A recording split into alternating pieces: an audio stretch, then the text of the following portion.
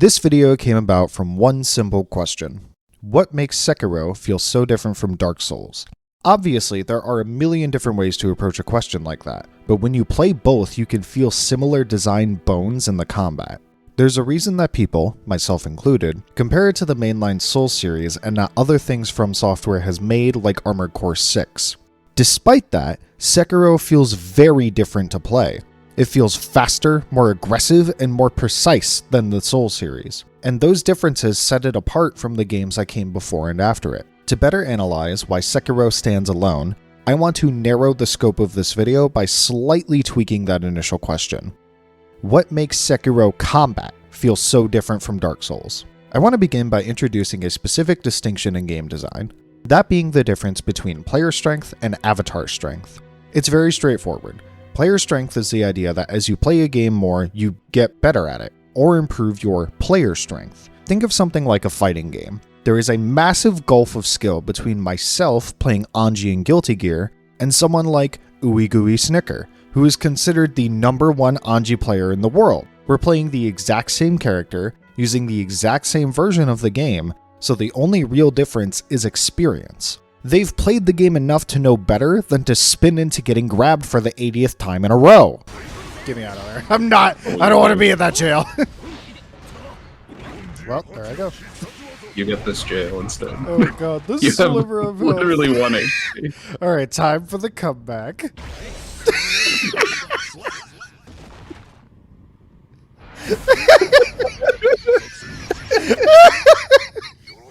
Avatar strength, however, is the exact opposite concept. It refers to the power behind your character in the game, things like their level or the build that they're using. When I think of avatar strength, my go-to is typically something like Pokemon.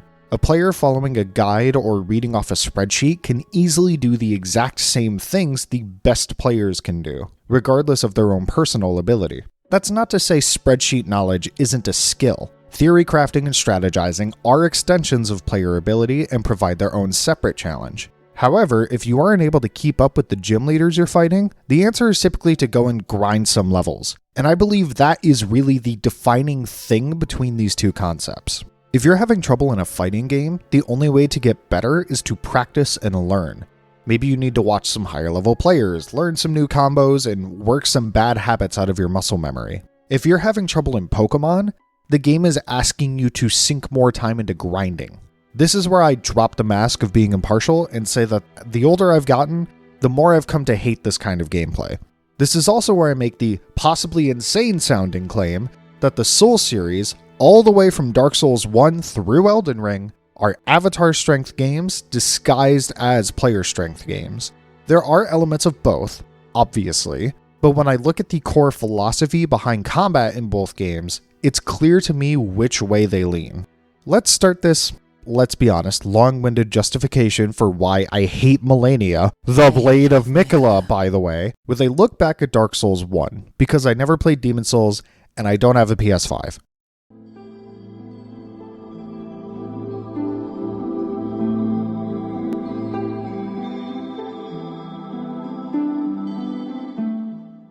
Dark Souls 1 has certainly earned its reputation. It was genre-defining, brutally difficult, and a wholly unique experience for the time. I am grateful for how Dark Souls set the stage for the series, but playing it again in 2024 really shows just how unpolished its ideas were. Now that's not to say it's a bad game or anything, and FromSoft had quite the task in front of them. They basically created a new frontier for game design and proceeded to dominate it right from the start. There's a reason that Souls-like is its own genre, down to having its own label on Steam.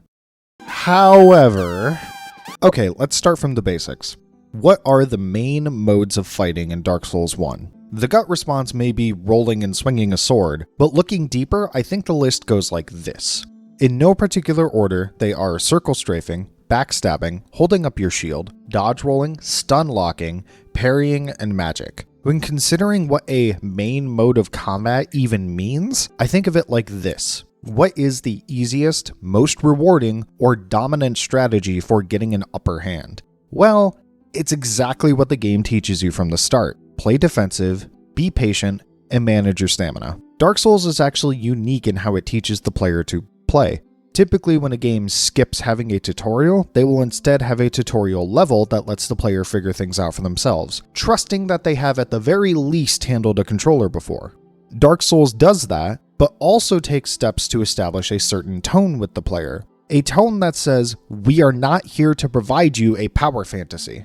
In Dark Souls, you are expected to suffer, and the game will use dirty tricks to make that happen. Traps, ambushes, and level design that funnels you into disadvantageous situations deliver the clear message that this game wasn't designed for you, but against you. Hostile game design like this causes the player to be hostile right back. They become less inclined to suspend disbelief and engage with the game in the intended way. Instead, they start hammering it for exploits. Find somebody who has never seen a Dark Souls game in their life, and they will reinvent circle strafing. That's because abusing the shoddy AI quickly becomes that dominant strategy. Once you figure out the basics of abusing the AI, every fight becomes a whole lot of the exact same. It no longer feels like I'm fighting a unique boss when Asylum Demon feels like Gaping Dragon feels like Seath the Scaleless. This is exactly what I mean by the game disguising itself as a game of player strength. When bosses start to homogenize like that, the only thing differentiating them becomes either an annoying gimmick or their stats. In the entire Souls series, when you're stuck on a boss, the answer isn't usually to lock in and start memorizing like people tend to do. The actual strategy is to go and grind to buy yourself more stats to match. This is particularly bad in Elden Ring, but we'll get to that later. This is why some of the most memorable and famous bosses from Dark Souls are the ones that specifically break these patterns. Ornstein and Smough are a massive wall for a lot of players because they counter the tools that the game has unintentionally taught you to use. Try to abuse one, the other comes to smack you. Try to block it all, and they overwhelm you. You are no longer fighting just another Dark Souls boss, you are fighting and engaging with Smough. Even when you kill Ornstein first, because let's be honest, who the fuck kills Smough first? The big guy counters a lot of your typical cheese with superior tracking and his AoE butt slam. When you're forced to actually pay attention, learn, and practice, the game is finally fulfilling its promise. Become as strong as you like, but if you don't learn this boss, then prepare to die. The unfortunate thing is that and Smough are one of two bosses I can think of that actually engage the player in this way. And the other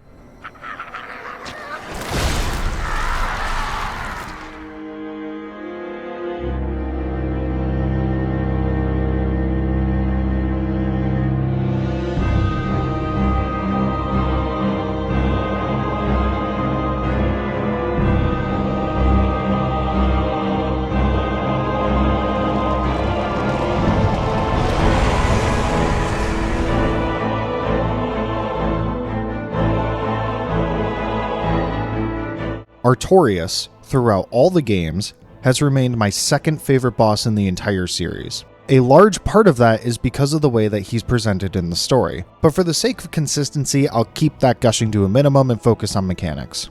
Artorias does a very good job of immediately showing the player just how different his fight is going to be right from the start. He isn't this big, slow, lumbering idiot that you can abuse. Instead, he is fast, dangerous, and wants to get right in your face. There is very little cheesing Artorias, and that's simply due to him having a better design than any other enemy in the game. Spin attacks that counter circle strafing, heavy relentless attacks that counter turtling, and massive gap closing attacks to keep the pressure up. He also fucking dodge rolls? Holy shit! Artorias feels like a boss from a different game. And while that's great for making the fight interesting, it also has the unfortunate side effect of highlighting the issues with DS1's combat system. Artorias being so relentless means you're spending quite a lot of the fight waiting for your stamina to refill since you can't risk an attack of your own. If you're caught out without the stamina to dodge or block, you're going to get hit, so that means you're constantly on the back foot. The moments that you do have to get in hits can be lost by the game's clunkiness, causing you to miss attacks. I understand that I'm using a giant greatsword here, but that fact isn't an issue for every other fight in the game, which is exactly my point. Not to mention just how clunky and awful the Dark Souls 1 dodge roll is. This is supposed to be a medium roll, the middle of the road, and it can barely dodge shit. Okay, it can dodge fine, most of the time, but the real problem is the recovery frames. I want to take a moment here to borrow some fighting game terminology, those being startup, active, and recovery frames. Startup is the beginning of an action, when you're locked into it and you're committed to executing that action. Active frames are the ones where that action is actually taking place. For our purposes, that would be the frames of a dodge roll that you are invincible, shortened to iframes. Recovery frames are the ones where you're vulnerable and prone to being counterattacked. You also can't do other actions during these frames and are locked into the recovery state. Assuming 60 frames per second, all rolls in Dark Souls 1 have 0 startup frames. Once the game has read your input, your iframes begin. A medium roll will net you a total of 22 iframes, which is about a third of a second. Tight, but typically an attack's active frames fit nicely within that time frame. However, Dark Souls 1 medium roll recovery frames come out to a whopping 44 frames. That is 2/3 of a second where you are completely vulnerable. And in a game like Dark Souls, that kind of vulnerability is agonizing.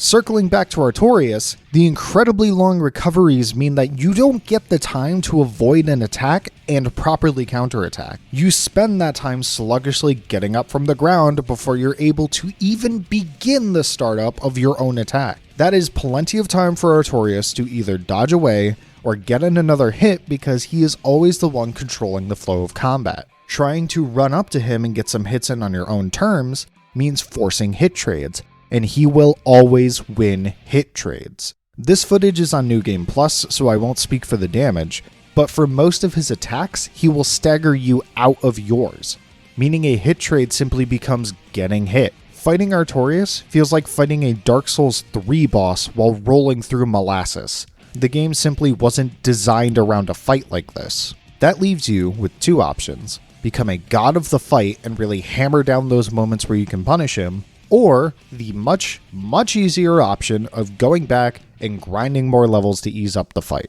That really is the biggest problem with DS1 combat, that you're simply not incentivized to engage with it at face value. Right from the beginning, the game itself is telling you that genuine engagement is for idiots and a waste of your time. Interesting fights like Artorias are possible, but quickly become a victim of the game that they're in, and aren't allowed to shine to their fullest value. This can be especially frustrating when you feel like you are doing everything right, but the game itself is stopping you from truly mastering a fight. You are going to die, but the truth is that it's not always your fault. You simply made the mistake of playing a game that hates you.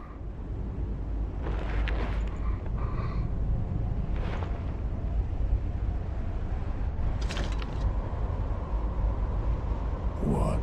Still here? Hand it over, that thing, your dark soul.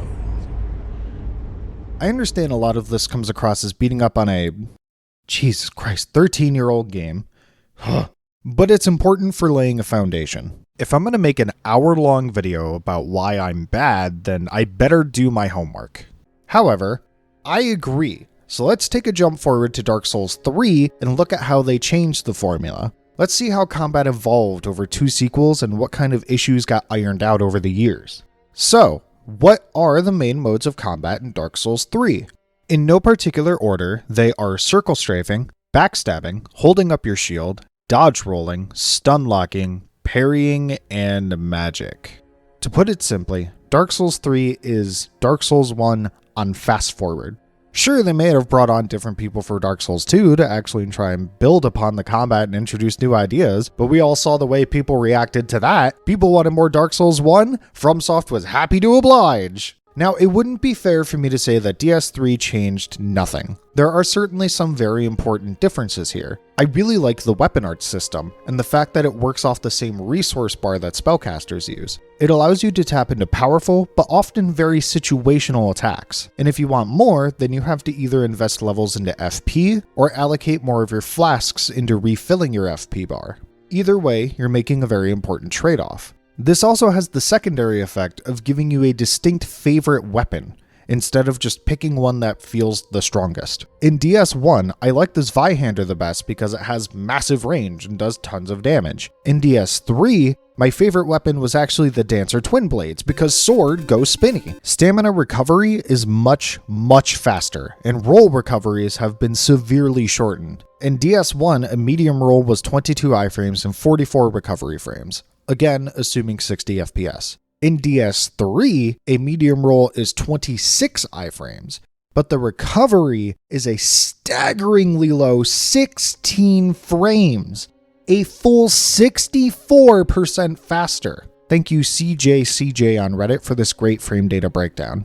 This is why one of the most common things people know about Dark Souls 3 is that you can, and should, spam the hell out of dodge rolls. If they want to give this tool to a player, then they are going to use it and abuse the hell out of it.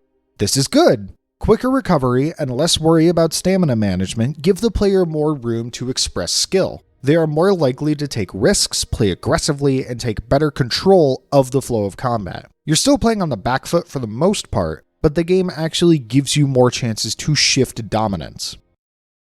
In theory, the truth is that making the player faster also gives the developers room to make the enemies faster to compensate. This seems pretty obvious and like a natural through line for the development of combat, but it creates an equalizing effect where you run into the exact same problems that Dark Souls 1 has. If enemies are faster, hit harder, and keep up more pressure than DS1, then you still have to play defensively or risk getting punished even worse than before. This is what I mean by DS3 is just DS1 in fast forward, and why the same strategies rise back to the top. From Software had a very tight rope to walk when it came to player speed versus enemy speed, and I do not envy them in the least. It makes sense that they opted towards balancing things the same way that they were in the first game. It's what they know and what they've done well, but they also dug their own graves here by not changing things enough. For a real change to take place, the system needed some kind of overhaul. There are a few times where bosses push the system to its limits, and because the mechanics have been magnified, the system's flaws and successes have also been magnified. Dark Souls 3 is somehow host to the best and worst bosses the mainline series has ever seen, and yes, that includes Elden Ring. I will talk about both the best and the worst, but let's start with the worst so you can tell me how bad I am. That title goes to this fucker right here! How did that hit me? Okay, I guess that... Cool. I guess that bite attack goes through shield, but the other ones don't? Ooh, baby. You know what? I don't feel like doing this right now. This is just gonna piss me off. That's fair. Midir is all spectacle, with what seems like no consideration for fun. Lore-wise, thematically, musically, this fight is pretty fantastic actually. I'm a particular fan of the Godzilla laser. Mechanically, I have no idea how the fuck this made it to the final product. It's as if the devs at FromSoft were stress testing just how much shit they could get away with, and people fucking ate it up. I see so little hate for Midir Online, and it actually blows my mind. Okay. Alright, okay. Actual problems. Midir is the definitive example of enemies controlling the flow of combat in the worst way possible. Even if you're using a relatively fast weapon, you're likely only to get in 1 or 2 hits before you have to go right back to dodging. Midir hits incredibly hard, so trying to be aggressive and take extra risks is more punishing than usual. There are also a lot of attacks where they'll just fuck off to the other side of the arena, and you spend a third of the fight sprinting after them. And now he's across the arena, so he gets a free attack, because I can't get to him in time. Wow, this really is like Elden Beast. Sometimes they spam this charge attack where their entire body is a hurt box, sometimes they fly up to do their breath attack, and sometimes they just make distance without attacking because God is punishing you for your sins. You have to hit Midir on the head to do any reasonable damage, so cheesing the AI by going for their back legs isn't on the table. All of these factors are greatly exacerbated by the fact that Midir, at the time of the game's release, had the 3rd highest health of any boss in any of the games. The only ones that beat Midir where the Ancient Dragon from Dark Souls 2, who is an NPC that specifically helps you, and Yorm, who is a gimmick fight that you use a special weapon to kill. The combination of very few safe moments to attack, a massive health pool, movements that make you sprint across the arena, and a restricted zone of vulnerability make the fight drag on for my entire goddamn life. Now I hear you typing and typing away your skill issue comments, so I want to take that out of the equation entirely and show that these criticisms still hold. This is Mugiwara no Lima, an incredibly prolific challenge runner and god of video games. This is him beating Midir at Soul Level 1, no hit, with no buffs whatsoever, melee only. When he fights Midir, he gets in hits that I can only dream of, but even he is plagued with only hitting once or twice at a time and spending half the fight sprinting. His fight took 7 minutes! Even with all of my levels and equipment, I'm only doing about 29% more damage than him per hit. So for someone of my level, that's still an almost 5-minute fight. I have no issue with an endurance fight at all, but this fight doesn't earn its time through interesting design and engaging combat. It steals that time from you by choking you in 4 different ways while you try desperately to play the game. Midir is one of the best examples of Souls-like combat taken to its worst extremes, the system pushed to its worst limits. Now let's contrast that with a different fight from the same game, a fight that I consider to be the best in all of Dark Souls and Elden Ring, a fight that finally was able to evoke that same feeling that Artorias had all those years ago in the first game, Slave Knight Gale.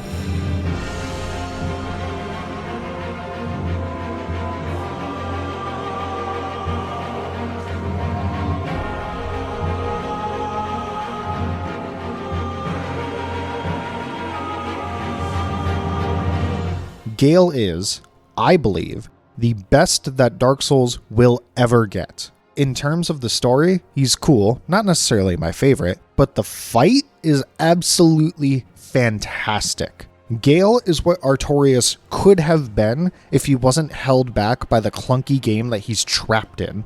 At no point does this fight feel like a chore. There's no run back. His bonfire is literally right next to his fog wall, and you get just enough time to apply your buffs while he's hoofing it across the arena to get your ash. There is no putzing around with Gale. His programming is just get that fucking guy right now. Very rarely does he ever let up the pressure, but at the same time, he is constantly leaving himself open to being counterattacked. The fight feels less like you are always on the back foot and more like you two are somewhat evenly matched fighters. Every part of this fight is focused on keeping you engaged and proactive, while discouraging turtling or passivity. If Gale does an attack that makes a lot of distance, that doesn't mean you get a chance to breathe and recover. That means he's charging at you to do a flying stab and get right back in your face. I love this move as well, since it's a perfect encapsulation of the fight itself. If you dodge straight backwards, he's probably going to hit you with a roll catch during your recovery. If you dodge sideways, you can avoid the attack, but you'll be too far away to properly do a counterattack. However, if you dodge in the direction he's about to land, then you set yourself up perfectly to start wailing on him during his recovery. This one attack has more complexity and nuance than half of the Midir fight, and I'm not kidding. Many of these points carry on to Phase 2, and it also builds on them. Phase 2 Gale is more precise and calculating with his attacks, opting for more vertical strikes and faster combos. His individual attacks in this phase can actually be easier to dodge, but the trade-off is that his recovery times have been shortened. This, combined with more demanding combos, means you're getting in 1 or 2 hits at a time. These opportunities for attack come quite a bit though, and if you're on the ball, you'll be attacking Gale nearly as much as he's attacking you. Another thing lending to this more calculated fighting style is that he isn't constantly charging you down, but instead calmly closing distance. He does have a flying dash attack, but it's shorter and easier to avoid. Instead, he has multiple ranged options. His repeating crossbow that can absolutely shred you if you don't dodge it, or his triple rings of light. The rings are especially interesting because they actually boomerang back to Gale after a short travel. So if you rush him expecting to get some free hits, you have to be aware of your positioning relative to his attacks. Speaking of which, my favorite part of the fight combines two aspects of the combat perfectly. Gale's cape is a two-part challenge, one being positional awareness. Like the rings, the cape is disconnected from his regular combos and it has its own separate hitbox, and like the rings, can stagger you if you get hit. The stagger is short, but the real danger is being locked out of rolling just long enough to get hit by an actual attack. The second part of the cape is how it keeps you locked right next to Gale and coerces you into the thick of the fight. The cape's hitbox is a crescent shape that only hits at the tip of the cape, so if you stay right next to Gale, the cape won't hit you. Editing Kauaski with a mid-editing correction. So, looking through my footage, it's pretty clear to me that the entire cape is actually a hitbox, not just the crescent tip. I still stand by everything else I say about the cape in this part, but I wanted to correct that specific bit of misinformation. That's my bad. The attack lingers for a bit and it has a large reach, so it's likely to roll catch you if you roll straight away from an attack. That, combined with his attacks being a bit easier to dodge in Phase 2, means that one of the safest places to be is actually right next to Gale. It's a very simple, but very effective way of encouraging the player to be aggressive and keep the pressure up themselves. It's brilliant.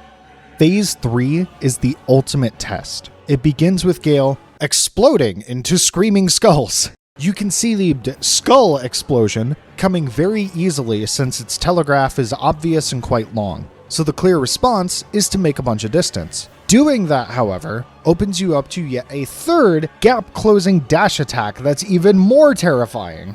This phase effortlessly combines the first two, with Gale slipping back into some of those more animalistic tendencies, but with none of the long recoveries. The new combos in this phase tend to start with some precision, but quickly turn into wild jumping slashes, also punctuated by screaming skulls. Okay, I actually want to take a second to talk about these things. While they are projectiles and they are homing, they hit the ground pretty quickly and their homing is pretty lazy. This is fine because your main focus should be on Gale, but they also have a secondary attack attached to them. Once they land, they leave a mark in that spot which soon gets struck by lightning. It's very easy to see coming, it's a very quick strike because, well, it's lightning, and it has a very long gap between the projectile and the strike. With these being so easy to avoid, the skulls themselves aren't the real danger. The real thing they're doing is providing you another positioning challenge to the fight, like those rings of light that Gale can throw. It's building upon previous concepts the fight has already introduced and taught you to deal with. The cape and the returning rings already showed that your positioning is just as important as your dodge timing. There's even a bit of that in the first phase regarding how you dodge specific combos or what direction you dodge that long-range stab.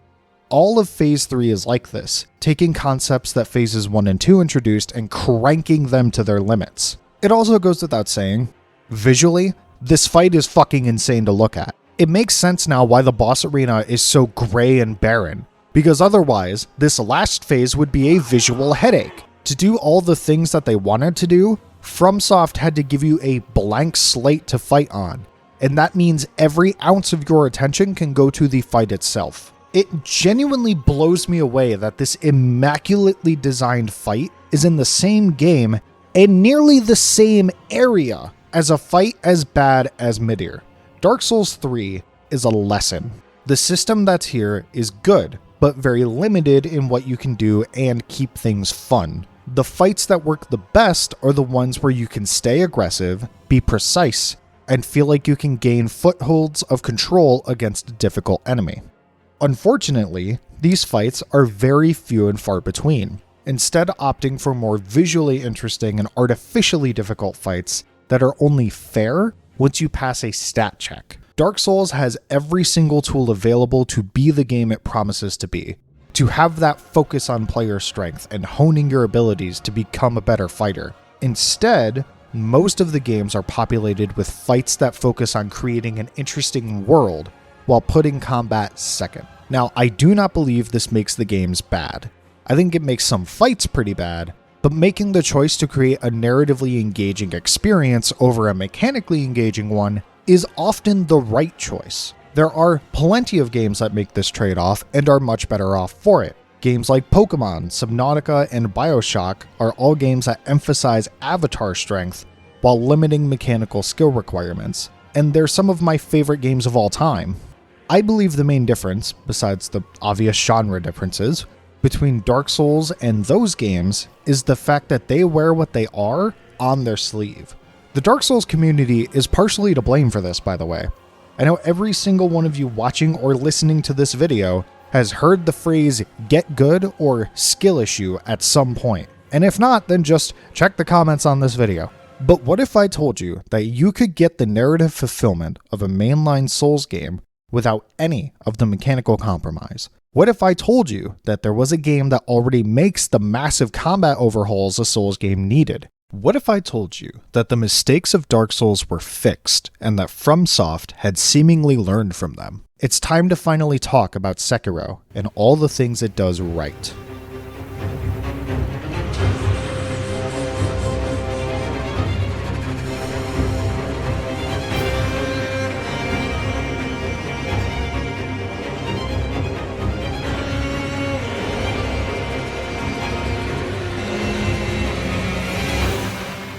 Sekiro is a very interesting case in the context of From Software's greater body of work. Many people would describe its combat as being Souls-like, but frankly, I think that's just kind of wrong. Like, lock-ons, sword fighting, dodge rolling, and high difficulty were all things that came before Dark Souls, and if it was developed by a different company, I feel like that connection would be even more tenuous. Sekiro has such a drastically different focus in its combat design that the more I play it, the more I divorce it from its predecessors. Let's start with comparing the main modes of fighting in Sekiro to the main modes of fighting in Dark Souls 3. The DS3 list will be on screen, but for Sekiro, the list goes parrying, death blows, stealth, jumping, dodging, prosthetics, and combat arts. Not a single thing in these lists line up. And that's because the game gives you the tools to actually engage with it in the ways it's asking you to. Dark Souls refuses to play fair and keep you on the back foot for nearly the whole game, so engaging with it in the intended way quickly becomes a waste of your fucking time. Sekiro, on the other hand, plays completely fair, mostly, and puts the flow of combat in your hands. Attacks aren't so clunky and committed anymore, and often you can panic and parry out of a mistimed attack and not be punished for it. As a result, the game is much more mechanically demanding, mechanically deep, and enemies actually have a much more interesting AI. We'll get into all this, but let's start right here with the biggest change on screen. People often describe the posture bar as a second health bar, and while that's certainly the easiest way to describe it, that doesn't quite sell it.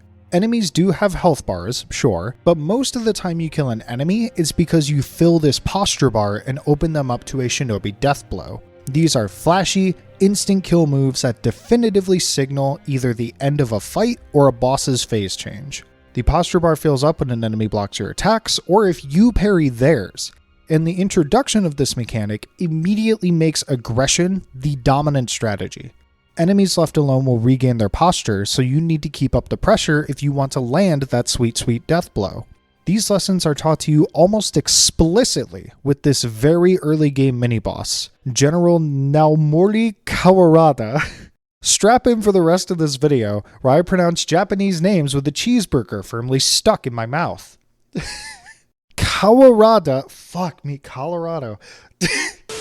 Kauaski has these big, sweeping strikes that are telegraphed to hell and back, so they're just begging to be parried. It gives you a light challenge to get used to this new mechanic, but the game isn't afraid to punish you for fucking it up. Ow! The real interesting thing about this fight isn't that, however, it's the fact that if you leave him be, he'll do this. This sends a direct message to the player that if you back off, or if you let the enemy back off, then you can lose a lot of your progress. You can take these moments to heal and regain your own posture, but it's hardly worth it when enemies do huge damage like this. On top of that, your own posture bar is special. If you perfect parry an attack, it can never break your posture, so you can stay at maximum posture so long as you play perfectly. If that wasn't enough to guide the player into an aggressive playstyle, there's one more trick the game pulls. I imagine for a lot of players this is the first real death they'll encounter. I know it was for me at least. This is where the next massive departure from Souls games comes into play. Loyal wolf, take my blood and live again.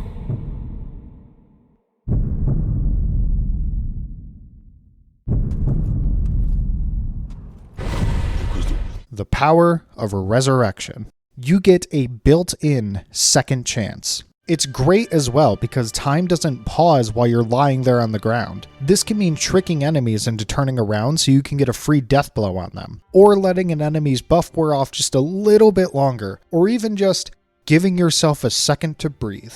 The moment of resurrection is a deliberate button press, and when you press it, you are right back on your feet. No animation or dialogue or anything. You are just up and swinging. There's another aspect of resurrection too, and that's giving enemies a moment to recover. Since time doesn't pause, enemies have plenty of time to regain their own posture, so if you spend too long on the ground, you can effectively reset the fight with you having lost some resources. Now, I don't think much would have been lost if time did pause while you were down, but these interactions add some welcome depth to the mechanic and also yet another way to push the player into an aggressive mentality. If you want to finish out the fight, then you gotta get up as fast as you can, and if you successfully get that death blow, you get another resurrection to use in a later phase, assuming that's charged, of course. Let's switch gears a bit and talk about parrying, because it's amazing.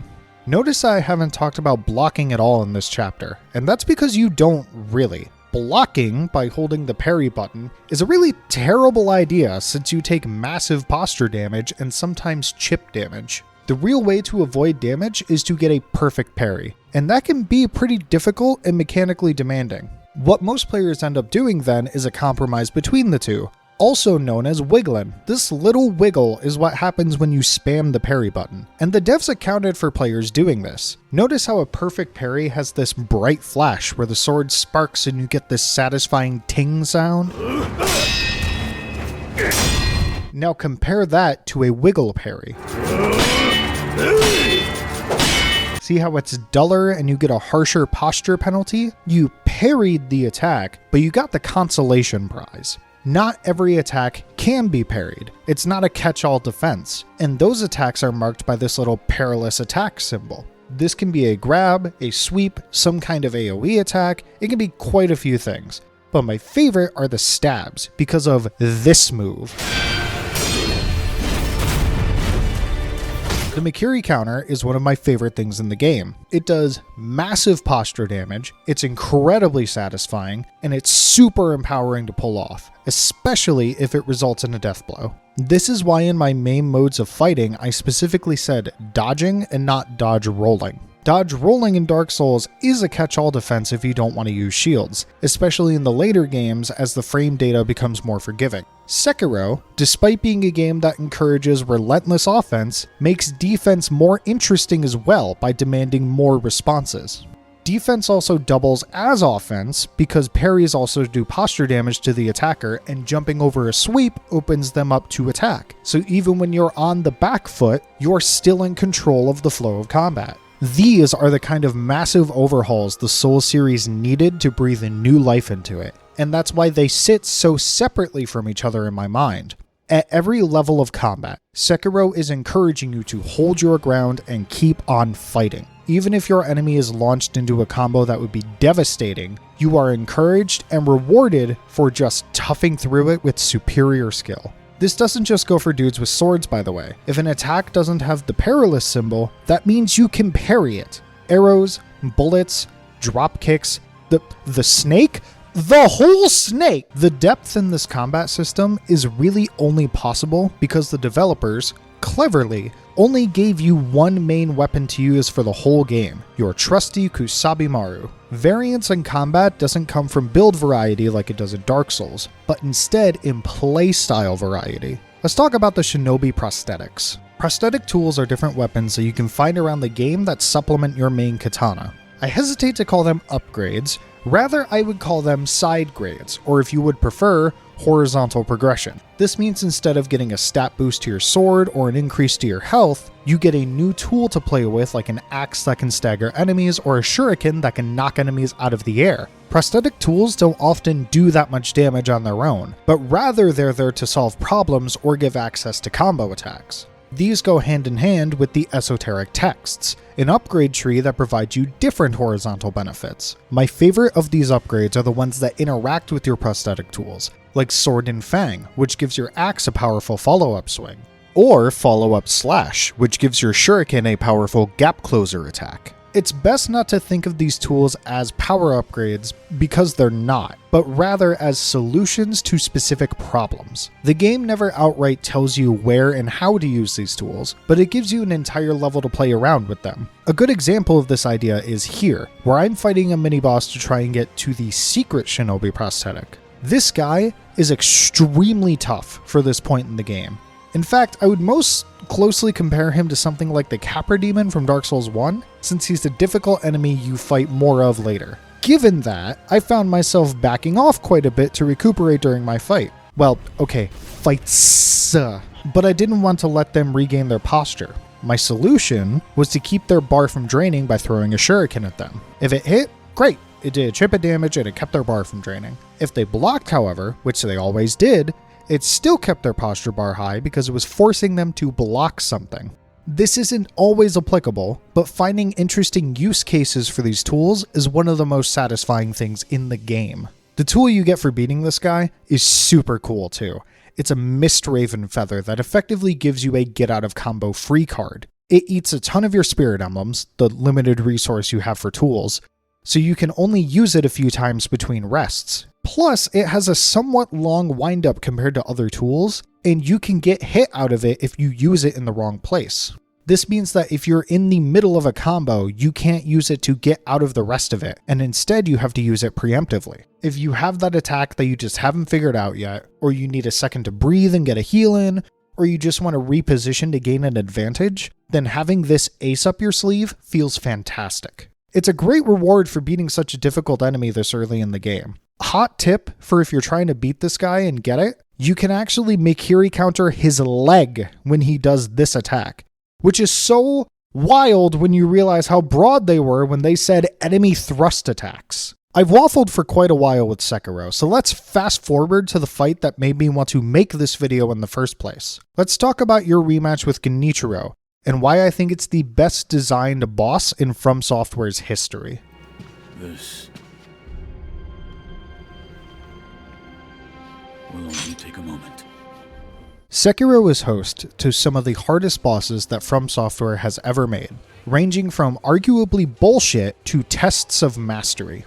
The devs seemingly knew that if you got through the game with bad habits or brute force, then those later bosses would be too punishing or even too hard to beat at all. What Genichiro does is teach you the right way to fight, and he does this by being a brick wall. If you're stuck on a boss in Dark Souls, the answer is to go elsewhere and level up and come back with better stats. If you're stuck at Genichiro, there is only so far you can go with that. To get an increase in your health, you have to collect 4 prayer beads. Basically think pieces of heart from Zelda. And you only get prayer beads from bosses or mini-bosses. Increases to your attack are much harder to get a hold of, only being rewards from very specific and important bosses. That leaves you with horizontal progression as the only type of skill you can grind off regular enemies, and those offer different approaches to the same problem. That problem being the brick wall. The fact that Sekiro puts a hard limit on your stats and locks out a ton of the game behind beating Genichiro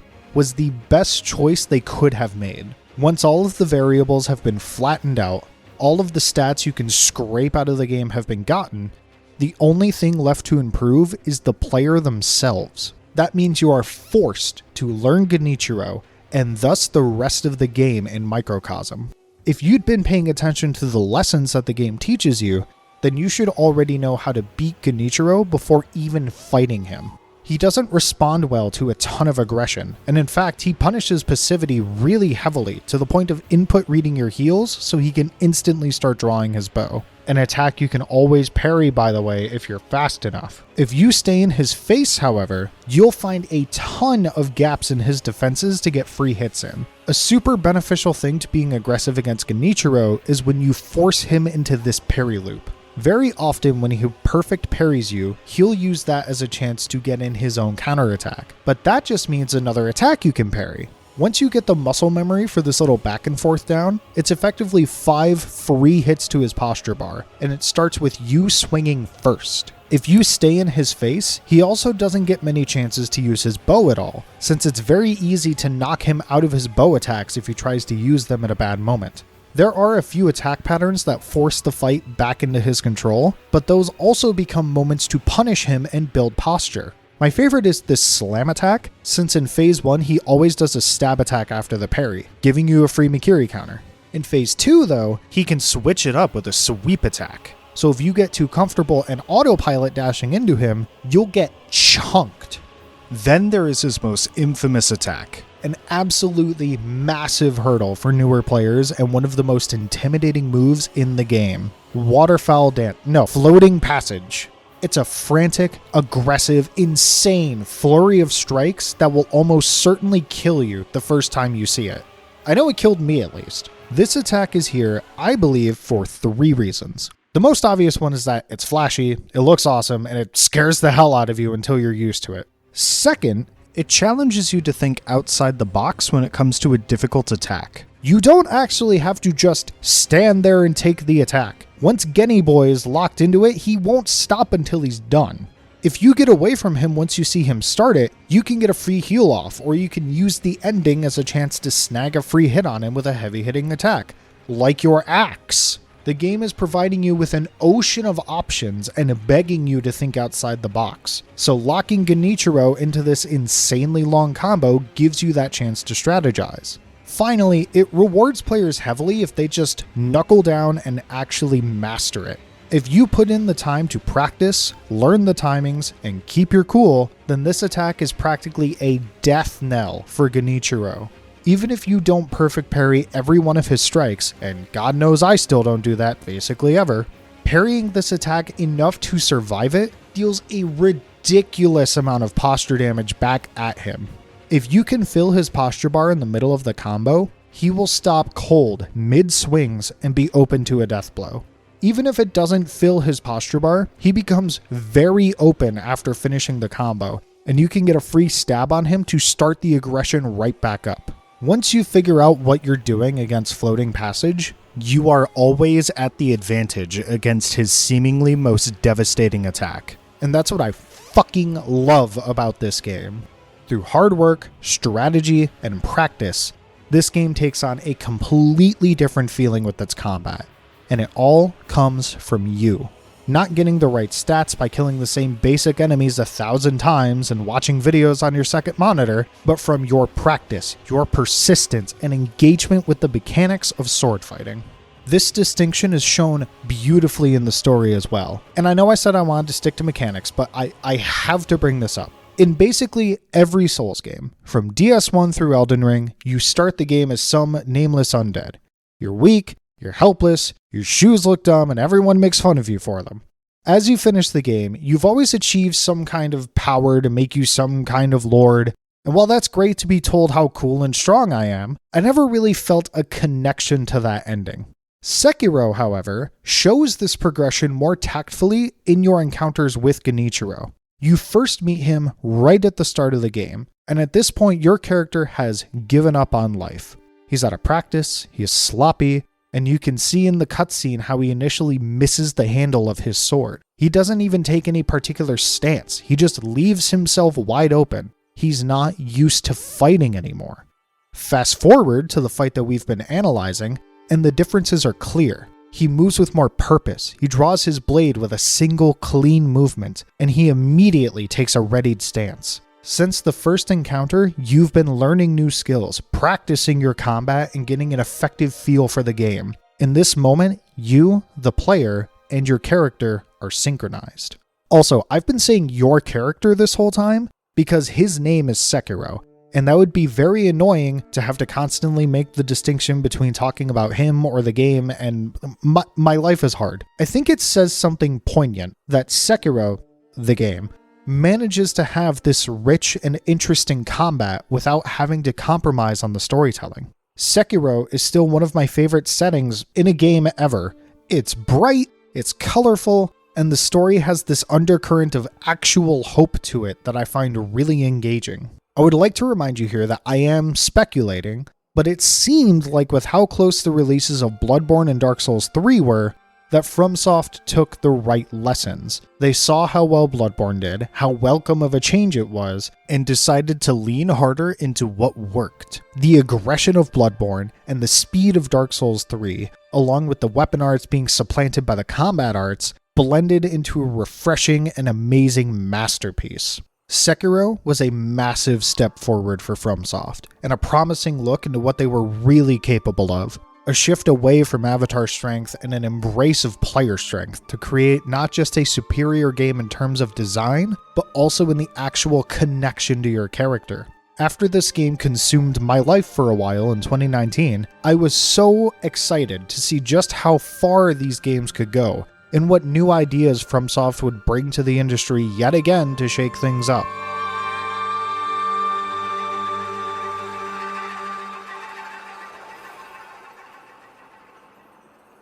Which is why it sucks that Elden Ring is so bad.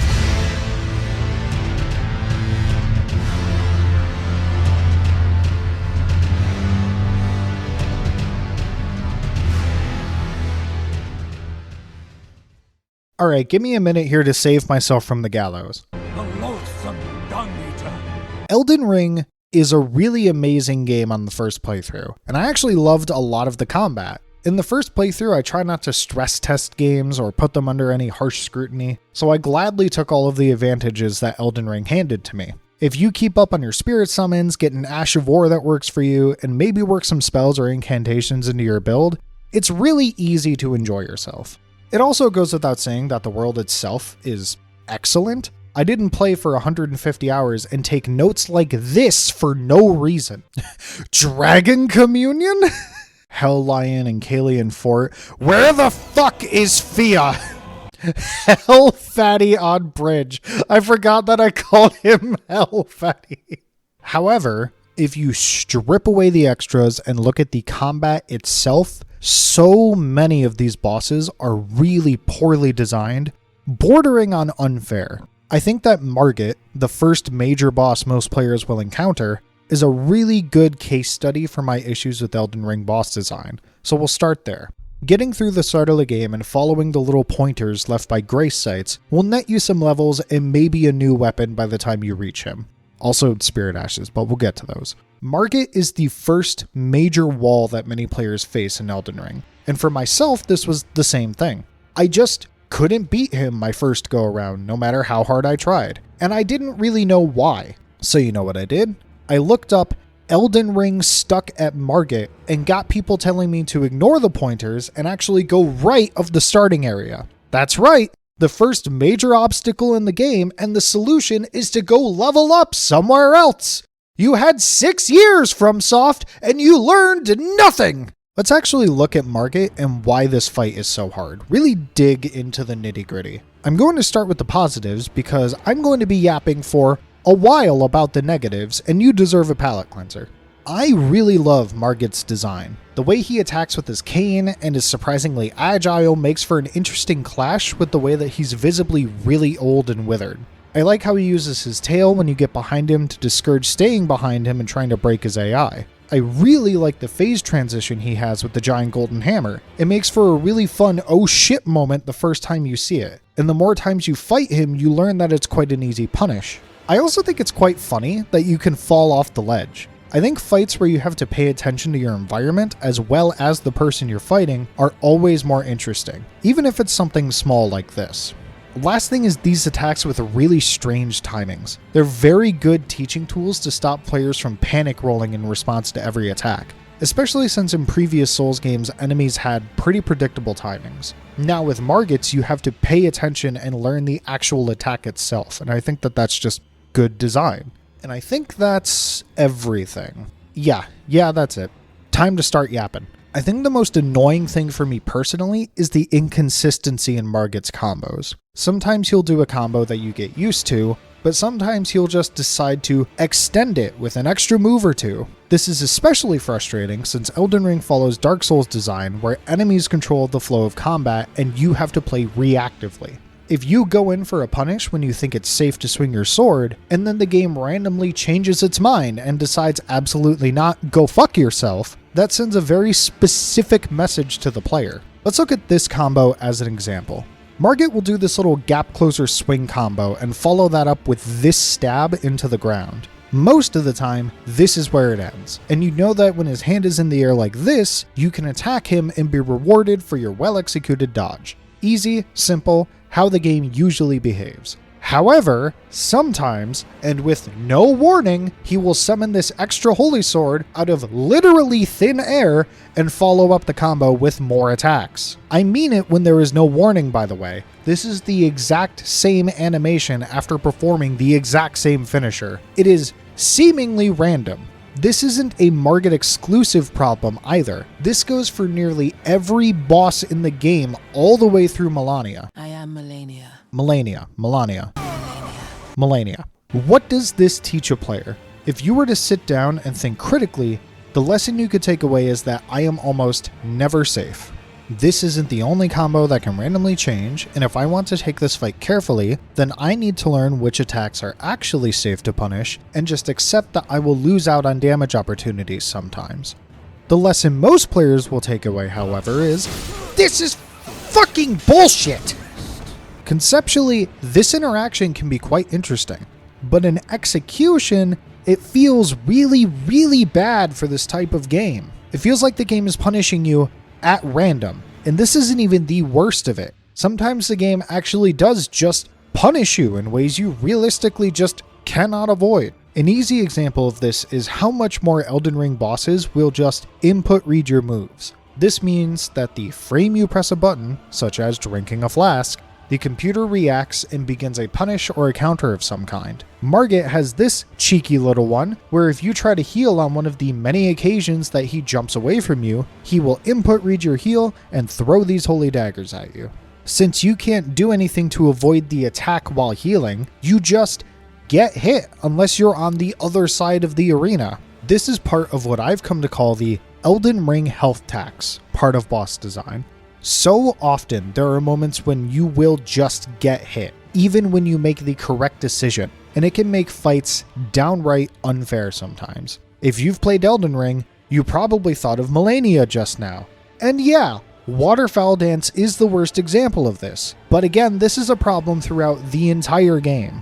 Margit has this particular double swing he does, where he has a holy sword stab followed by his sideways slash. If you dodge the first hit, the second hit will roll catch you, and you will take damage. Elden Ring uses the same frame data for medium rolls as Dark Souls 3, that being 26 frames of vulnerability and 16 frames of recovery at 60 FPS. I keep specifying the 60 FPS because the wiki, for some god-awful reason, calculates frame data at 30 FPS, so I have to double the numbers. If we look at this roll catch frame by frame, the active frames of the first stab and the active frames of the swing are only 40 frames apart. So if you roll as late as possible like I did, you will still get hit by the second swing. This is his holy sword too, so if you decide to try and block it instead, you will take chip damage since it does holy as well as physical. Unless you specifically build around it, this attack will hit you and incur a health tax.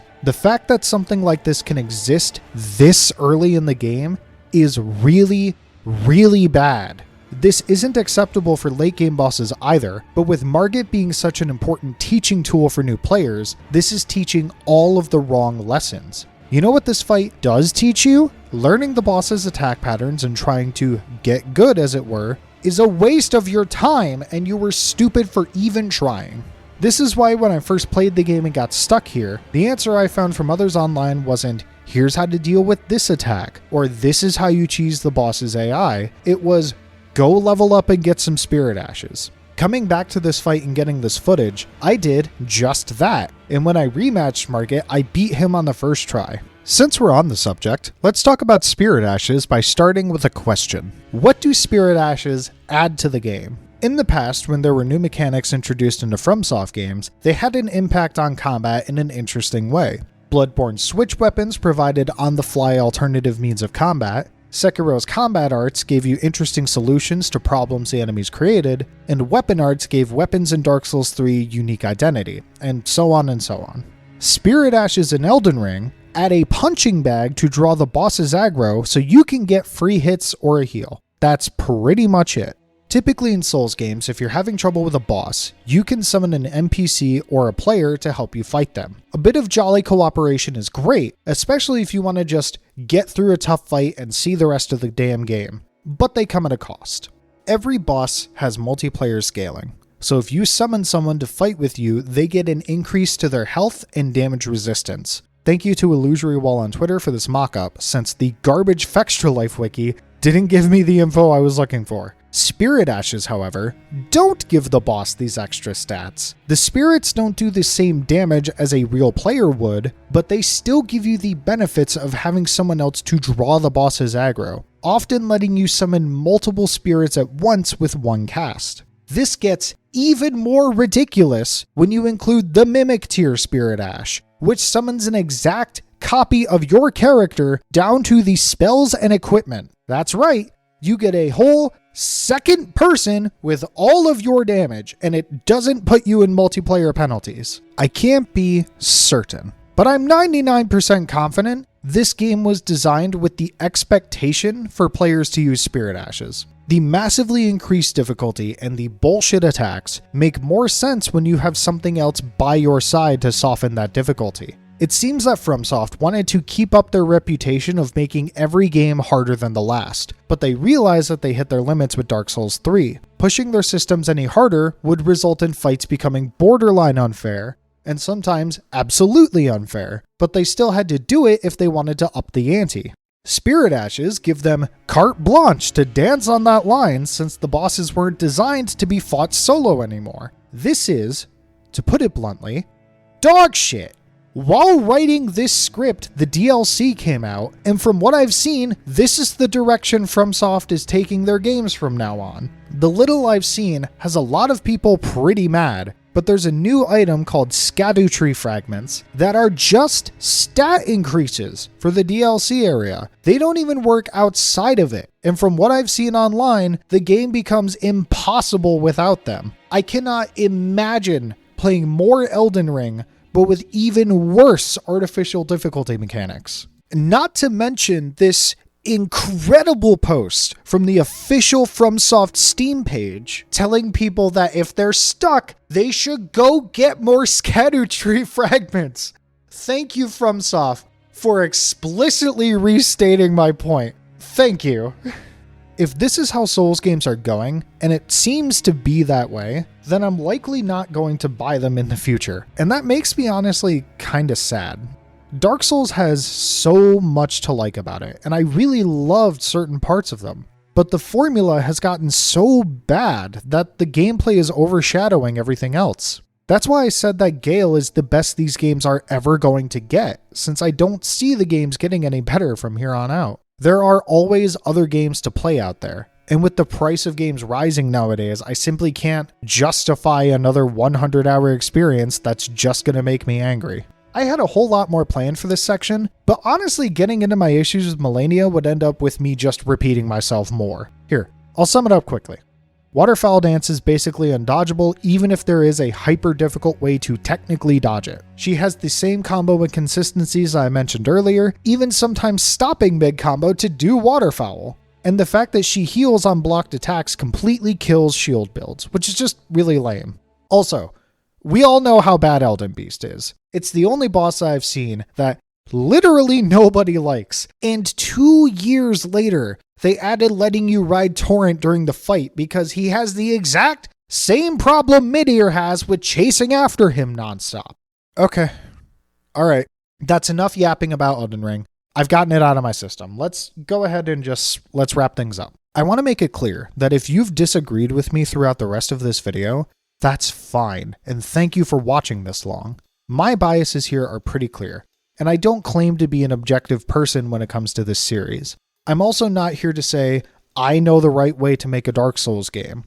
I am, in fact, not a designer from software. There's still quite a lot to love about this series, and if you enjoy grinding out levels to feel stronger when you beat a difficult boss, that's totally valid. I don't regret my time with the series at all, and I'm glad to have played them, but I consider this a send-off.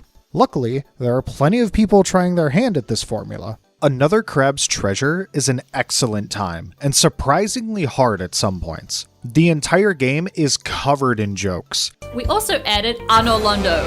Fuck it. And the mechanic of constantly swapping shells is very fun. At no point did this game start to feel stale, even as I 100%ed it. Lies of P is another great pick, and if you agree with my opinions on aggressive playstyles, you'll love this one.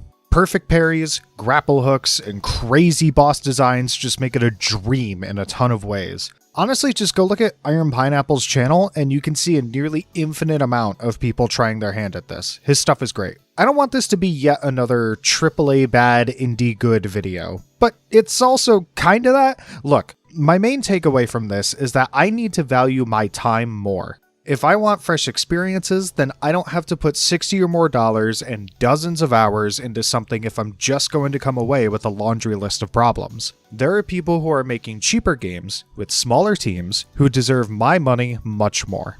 If FromSoft keeps this pattern of recycling their systems with little iteration, then their games are going to get stale very fast. I would prefer that not be the case, but we'll just have to wait and see.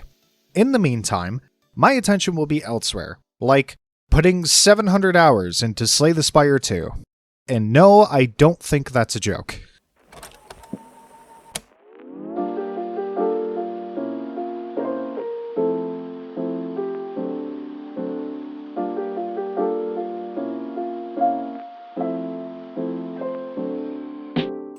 Happy Thanksgiving. If everything goes correctly, this should be up on Thanksgiving. I had a whole face cam section recorded for this outro, but the microphone I was using fucked up somewhat, so I'm just going to do a voiceover instead. I have a couple of thanks to give, one being to my friend Vel and her friend who wishes not to be named. They gave me some help on the back end, and Vel recorded a line for me that ended up getting cut. Sorry about that, Vel. I also want to give a huge thanks again to Illusory Wall. I had that multiplayer boss health scaling mockup bookmarked on his Twitter account, but then, understandably, he locked down his Twitter because that site has become a hellhole. So I messaged him on Bluesky, and in the same day, that dude got back to me with a link to the Reddit post where he cross-posted that. So massive thanks to Illusory Wall. Awesome dude. I also want to thank you guys for being so patient with me. This video took my entire lifetime to complete, and the reasons for that are largely personal, and a whole lot of bullshit happened this year. I won't belabor the point. I'll just run a quick summary list on the screen while I talk about other stuff. The Outer Wilds video. So I'm not going to be doing sneak peeks anymore. Because, surprise, surprise, things can change, and I didn't think about that when I was doing the sneak peek. So the Outer Wilds video is shelved for now, because I want to get the script just right in a specific way that I'm not quite figuring out, and it's bothering me, and I hit a wall with it. So I'm going to shelve it for now, and I'll get back to it when I get back to it. Also, I know that some points in the video, my audio sounds really disconnected and like kind of strange, and that's because I had to go back in and do a lot of post hoc audio re-recordings for single lines, because like a dumbass, I accidentally cut off the ends of some words during my audio shit, so that won't be an issue in the future. Hopefully. In the future, I am shooting for maybe a 4-month turnover on videos. Can't make any promises, again, because things change. But I shouldn't be gone for an entire year this time. Sorry again about that. Either way, have a good night, and I love you all. Thanks. Bye.